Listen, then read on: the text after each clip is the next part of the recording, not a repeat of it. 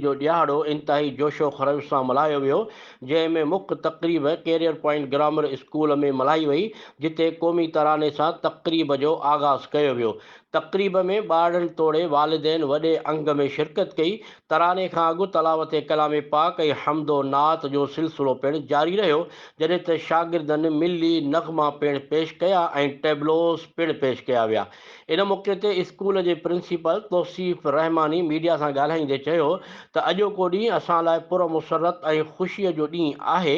अॼु खां 76 साल अॻु 14 अगस्त 1947 ते पाकिस्तान आज़ादी हासिल कई, जंहिं लाइ असांजे बुज़ुर्गनि जूं वॾियूं कुर्बानियूं शामिल आहिनि, जिन खे कॾहिं बि फरामोश नथो करे सघिजे। प्रोग्राम जी पुॼाणी ते मुल्की सलामती ऐं अमन अमान लाइ दुआऊं पिणु घुरियूं वयूं। क़ाज़ी जावेद सनाई, इबरत न्यूज़, सकरन।